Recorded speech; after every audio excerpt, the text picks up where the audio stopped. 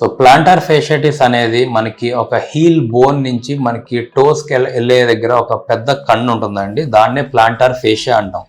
So అది ఎప్పుడైతే టాట్గా ఉంటుందో మనం ఎర్లీ మార్నింగ్ నిద్ర లేచిన వెంటనే మన పాదం మీద కాలు పెట్టిన వెంటనే ఇనీషియల్గా ఫస్ట్ ఫ్యూ స్టెప్స్ మాకు నడవడం చాలా కష్టంగా ఉంది, ఒక 5 to 10 minutes కొంచెం నడిస్తే మాకు ఫ్రీ అయిందని చాలామంది చెప్తూ ఉంటారండి.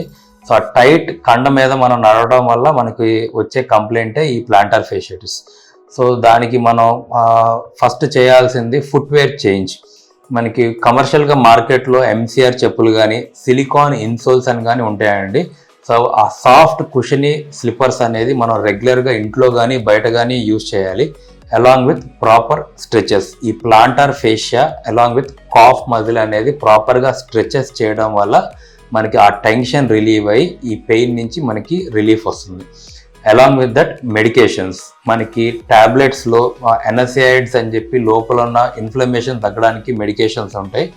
అలాంగ్ విత్ దట్ ఇంజెక్షన్స్, మనకి ఈ స్టెరాయిడ్ ఇంజెక్షన్స్ ఎగ్జాక్ట్గా మనకి ఎక్కడైతే ఆ పెయిన్ లొకేట్ అవుతుందో ఆ లొకేషన్లో మనం ఇంజెక్ట్ చేయడం వల్ల పేషెంట్స్ అనేది ఇమీడియట్గా పెయిన్ రిలీఫ్ రావడం జరుగుతుంది. అలా పెయిన్ రిలీఫ్ వచ్చినప్పుడు వాళ్ళ ఎక్సర్సైజ్ అనేది ఇంకా బాగా చేసుకోవడం ఈజీగా ఉంటుంది.